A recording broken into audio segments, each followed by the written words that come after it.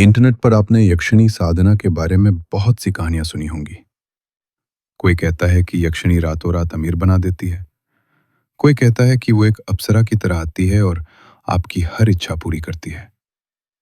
लेकिन सच्चाई सच्चाई इंटरनेट के इन खोखले दावों से बहुत बहुत ज्यादा खौफनाक है। आज मैं आपको जो कहानी बताने जा रहा हूं वो कोई सुनी सुनाई बात नहीं है। ये मेरा खुद का अनुभव है। एक ऐसा अनुभव जिसने मुझे मौत के दरवाजे तक पहुंचा दिया था। तंत्र मंत्र की दुनिया दूर से जितनी रहस्यमयी और आकर्षक लगती है, पास जाने पर वो उतनी ही जानलेवा होती है। मेरा नाम रजत है और आज मैं पहली बार दुनिया के सामने अपनी कर्ण पिशाचिनी और धंधा यक्षिणी साधना का वो सच रखने जा रहा हूं जिसे याद करके आज भी मेरी रातों की नींद उड़ जाती है। मैं आप सभी से हाथ जोड़कर निवेदन करता हूं कि इस कहानी को सुनने के बाद कभी भी, किसी भी हाल में, बिना किसी योग्य गुरु के इस साधना को करने की कोशिश मत करना, वरना आपकी जान तो जाएगी ही, आपका मानसिक संतुलन भी हमेशा के लिए खत्म हो जाएगा। यह बात साल 2018 की है। मेरा अपना एक अच्छा खासा बिजनेस था, लेकिन अचानक मार्केट क्रैश और मेरे पार्टनर के धोखे ने मुझे सड़क पर ला खड़ा किया। मेरे ऊपर लगभग 80 लाख रुपए का कर्ज हो गया था।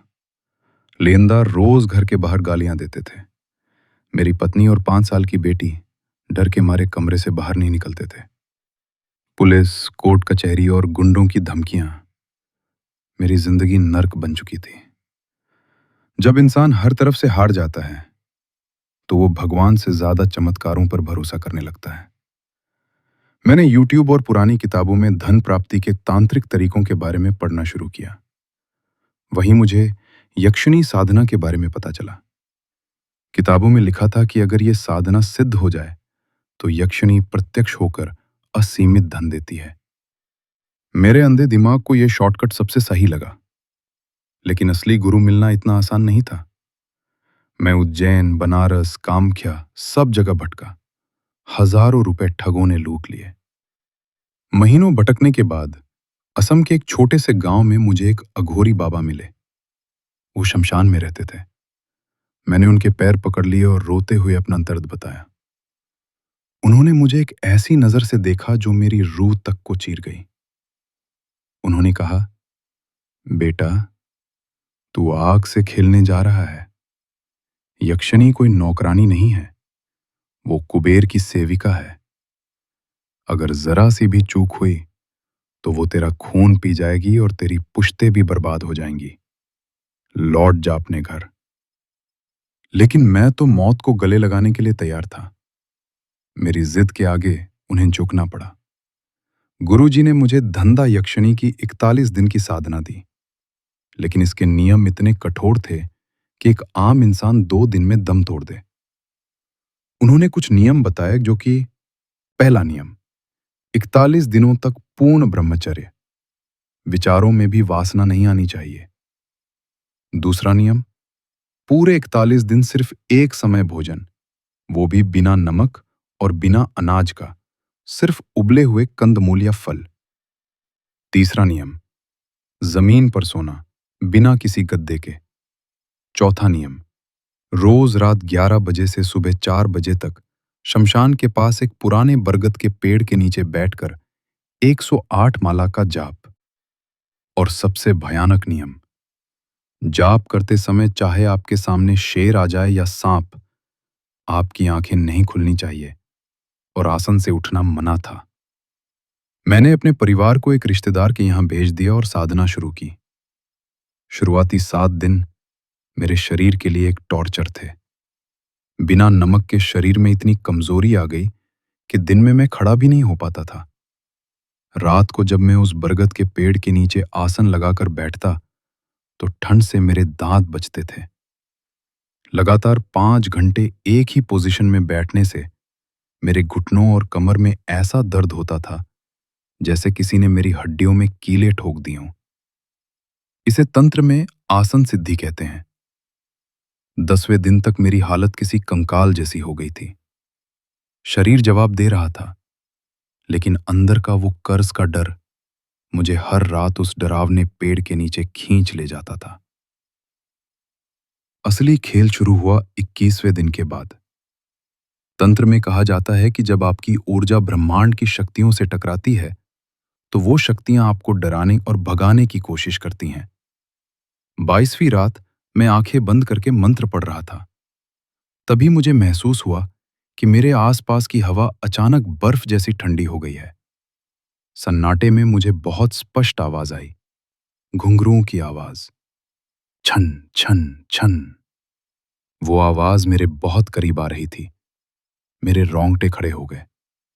मेरा दिल इतनी जोर से धड़क रहा था कि मुझे लगा मेरी पसलियां टूट जाएंगी।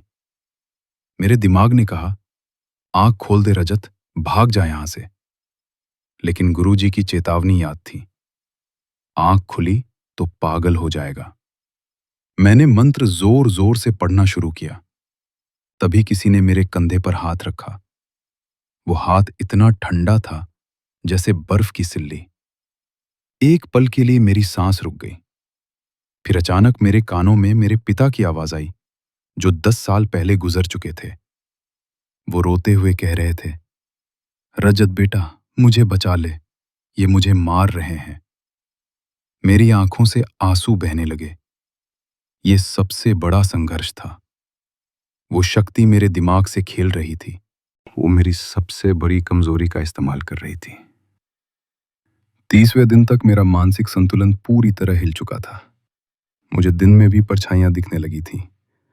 कमरे में हर वक्त एक अजीब सी चमेली के फूलों और सड़े हुए मांस की मिली-जुली बदबू आती रहती थी। मैं रात रात भर रोता था कि मैंने ये क्या मुसीबत मोल ले ली। कई बार सुसाइड करने का मन किया, लेकिन मैं बीच में साधना भी नहीं छोड़ सकता था, क्योंकि खंडित साधना का अंजाम मौत से भी बदतर होता है। आखिरकार वो रात आ गई, 41वीं रात, अमावस की रात। मैं शारीरिक और मानसिक रूप से एक जिंदा लाश बन चुका था। मैंने संकल्प लिया और आसन पर बैठ गया, दिया जलाया और मंत्र जाप शुरू किया।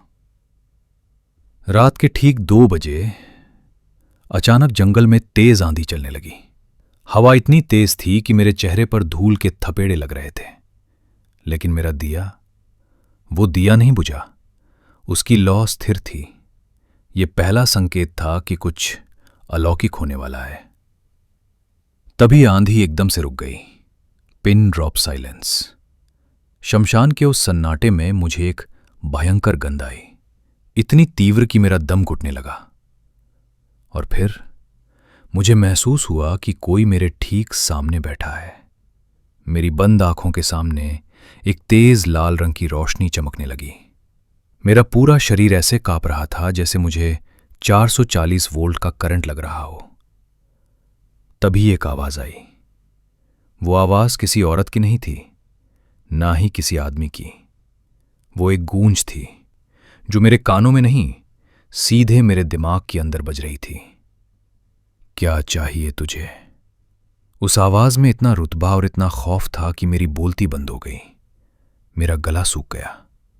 मैंने कांपते हुए मन ही मन कहा, मां, मैं कर्ज से मर रहा हूं, मेरे परिवार को बचा लीजिए। एक भयानक हंसी गूंजी। मैं तुझे धन दूंगी, लेकिन बदले में तुझे जीवन भर मेरी दी हुई हर चीज का सम्मान करना होगा। झूठ, बेईमानी और स्त्री का अपमान, जिस दिन तूने ये किया, मैं तेरा सब कुछ भस्म कर दूंगी और तेरे प्राण भी ले लूंगी। मैंने हामी भर दी। मेरे शरीर से पसीना ऐसे बह रहा था जैसे किसी ने पानी डाल दिया हो। इसके बाद मुझे होश नहीं रहा। जब मेरी आंख खुली तो सुबह के 6 बज रहे थे। सूरज निकल चुका था। वो गंध, वो एहसास, सब गायब था। मैं आसन से उठा। शरीर में एक अजीब सी ऊर्जा थी, लेकिन दिमाग पूरी तरह सुन्न था। दोस्तों, आप सोच रहे होंगे कि मैं रातों रात करोड़पति बन गया। नहीं, तंत्र कोई जादू की छड़ी नहीं है। साधना के 15 दिन बाद मेरे पुराने बिजनेस पार्टनर, जिसने मुझे धोखा दिया था, उसे पुलिस ने एक फ्रॉड केस में पकड़ लिया। कोर्ट के सेटलमेंट के जरिए मुझे मेरे पैसे वापस मिलने शुरू हुए। कुछ ऐसे जमीन के सौदे जो सालों से अटके थे वो अचानक से क्लियर हो गए। अगले 2 सालों में मेरा सारा कर्ज उतर गया। मैं आज एक सामान्य अच्छी जिंदगी जी रहा हूं। लेकिन इसकी कीमत मैंने क्या चुकाई? आज भी जब मैं सोता हूं तो मुझे कमरे के कोने में एक अदृश्य उपस्थिति महसूस होती है। मैं कभी चैन से नहीं सो पाता। मैं झूठ नहीं बोल सकता, मैं किसी के साथ धोखा नहीं कर सकता। अगर मैं गलती से भी कोई गलत काम कर दूं तो मेरे घर में अचानक से खून के छींटे दिखाई देने लगते हैं या मुझे भयानक डरावने सपने आते हैं। ये शक्तियां आपको देती बहुत कुछ हैं, लेकिन ये आपकी आज़ादी छीन लेती हैं। आप पूरी जिंदगी के लिए एक खौफ में जीते हैं कि कब आपसे कोई गलती हो और ये शक्तियां आपको खत्म कर दें।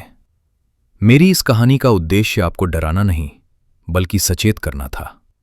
चमत्कार की उम्मीद में अपनी जिंदगी को दांव पर मत लगाइए। कर्म पर विश्वास रखिए। तंत्र की ये दुनिया एक चक्रव्यूह है। इसमें घुसने का रास्ता तो है, लेकिन बाहर निकलने का कोई रास्ता नहीं है। अगर आपको मेरी ये कहानी और अनुभव सच्चा लगा हो तो इस वीडियो को लाइक करें और कमेंट्स में जय महाकाल जरूर लिखें। चैनल को सब्सक्राइब करें, क्योंकि मैं आगे भी ऐसे ही अपने कुछ और डरावने अनुभव लेकर आऊंगा। अपना और अपने परिवार का ख्याल रखें। नमस्कार।